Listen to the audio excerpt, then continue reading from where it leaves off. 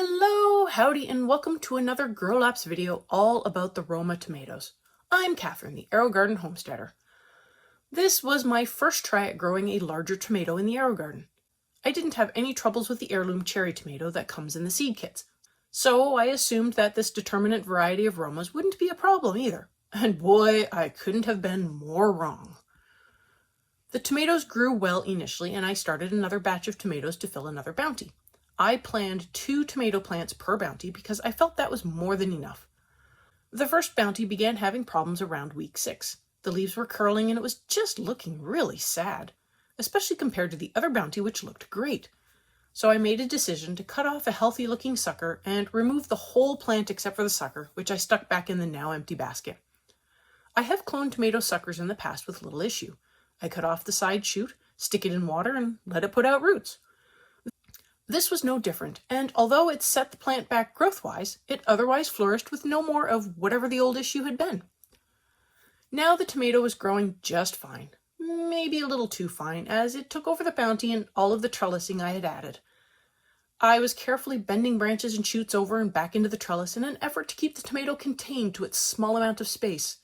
My shelves were just packed with Aerogardens and plants at this point, and space was at a severe premium, so I had to prune or contain what I could. At week 11, the plant set flowers and fruit followed shortly thereafter. I did have some yellowing of leaves and some of the older leaves browned and dropped, but the plant itself seemed to be doing fine.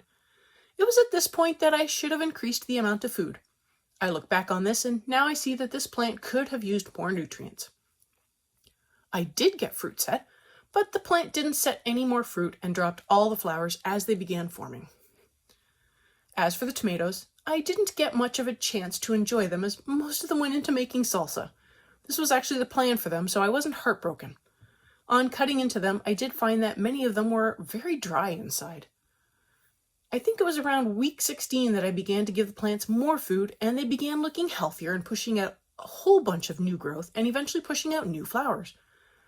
By then, I felt it was a little too late to redeem the plant, and I began pruning it back to allow the remaining tomatoes to ripen. It was shortly after this that I began getting seeds and dirt for my outside garden, and I simply needed the space. So unfortunately, they just had to go. Was it worth it to grow Romas? Maybe.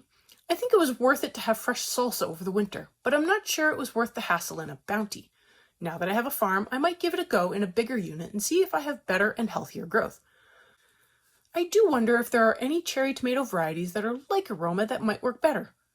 After having a quick look online, there does appear to be a small Roma-like variety, so I should definitely give those a try. The takeaways are that these were dry, which isn't a bad thing considering it is a paste tomato. The plants do poorly if they are not heavily fed, and the vines actually got out of control for a determinate variety. So maybe these weren't a determinate variety. I doubt I would do this again in a bounty, but I would give it a try in a farm. I have linked the playlist both for the whole garden updates as well as a lot of these grow lapses. I hope you enjoyed this video and watching how these tomatoes did in a bounty. Thank you for spending time with me today, and I will see you next time on the Aerogarden Homestead.